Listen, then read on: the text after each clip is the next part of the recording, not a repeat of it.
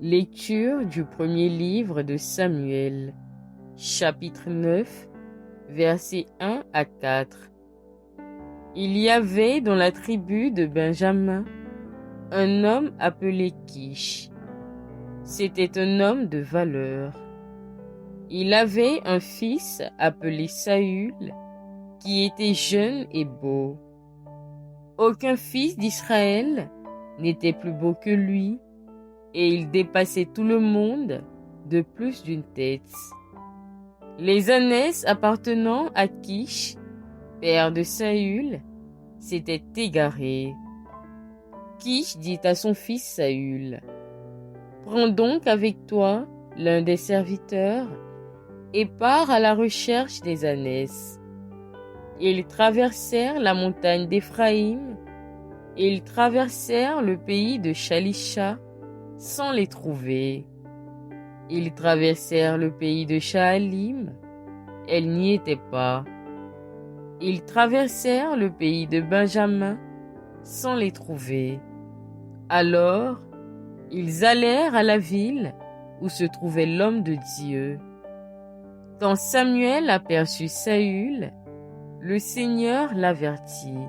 « Voilà l'homme dont je t'ai parlé. C'est lui qui exercera le pouvoir sur mon peuple. » Saül aborda Samuel à l'entrée de la ville et lui dit, « Indique-moi, je t'en prie, où est la maison du voyant ?» Samuel répondit à Saül, « C'est moi le voyant. Monte devant moi au lieu sacré. Vous mangerez aujourd'hui avec moi. Demain matin, je te laisserai partir et je te renseignerai sur tout ce qui te préoccupe. » Le lendemain, Samuel prit la fiole d'huile et la répandit sur la tête de Saül. Puis, il l'embrassa et lui dit, « N'est-ce pas le Seigneur qui te donne l'onction comme chef sur son héritage? » Parole du Seigneur. Psaume chapitre 20 à 21, versets 2 à 3, 4 à 5, 6 à 7. Seigneur, le roi se réjouit de ta force. Quelle allégresse lui donne ta victoire. Tu as répondu au désir de son cœur. Tu n'as pas rejeté le souhait de ses lèvres. Tu lui destines bénédiction et bienfait. Tu mets sur sa tête une couronne d'or. La vie qu'il t'a demandée, tu la lui donnes, de longs jours, des années sans fin. Par ta victoire, grandit son éclat. Tu le revêts de splendeur et de gloire. Tu mets en lui ta bénédiction pour toujours. Ta présence l'emplit de joie. Alléluia, alléluia.